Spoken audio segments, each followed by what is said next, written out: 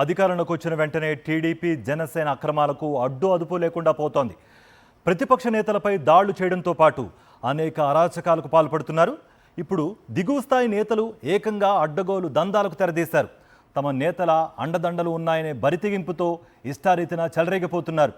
కోనసీమ జిల్లాలో మంత్రి సుభాష్ అడ్డాలో కొందరు మద్యం అక్రమ రవాణా చేస్తే వారిని కిడ్నాప్ చేసి దండుకున్నారు టీడీపీ జనసేన నేతలు.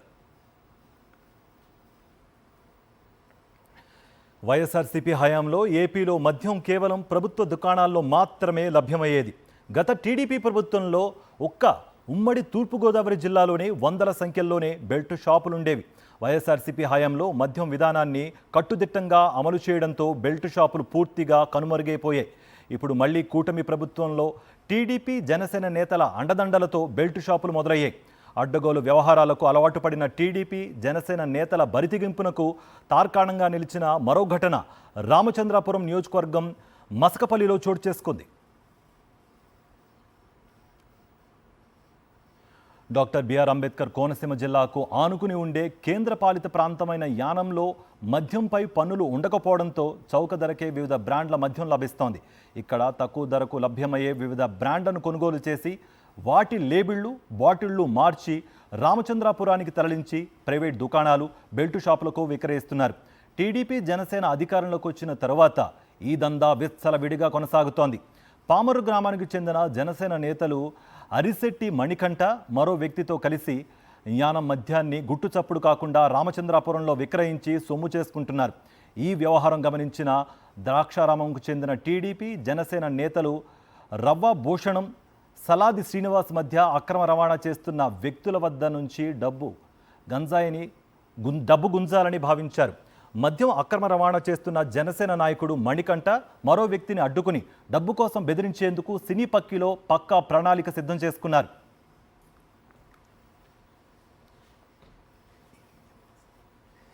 అక్రమ మద్యం రవాణా చేస్తున్న వ్యక్తుల వాహనాన్ని అడ్డగించేందుకు పాణింగపల్లి వద్ద మాటు వేసిన టీడీపీ జనసేనకు చెందిన భూషణం శ్రీనివాస్ ఓ కారు ఏర్పాటు చేసుకుని ఇద్దరు వ్యక్తులకు కాకి డ్రస్సు వేసి నకిలీ పోలీసులను తయారు చేశారు. వారిద్దరిని కారులో ఉంచి యానం నుంచి లిక్కర్ బాటిళ్లతో వస్తున్న జనసేన నేతలను అడ్డగించి కారులో స్పెషల్ పార్టీ పోలీసులు ఉన్నారని బెదిరించి 5 లక్షలు గుంజారు. దీనికి లిక్కర్ అక్రమ రవాణా చేసే వ్యక్తులు నిరాకరించడంతో వారిని కిడ్నాప్ చేసి కారులో ద్రాక్షారామంకు తరలించారు. కనీసం 2 లక్షలు ఇవ్వాలని లేదంటే కేసులో ఇరికిస్తామని చెప్పడంతో జనసేన ద్వితీయ శ్రేణి నాయకులైన మణికంఠ మరో వ్యక్తి టీడీపీ జనసేన నేతలకు 25,000 లంచం ఇచ్చి బయటపడ్డారు.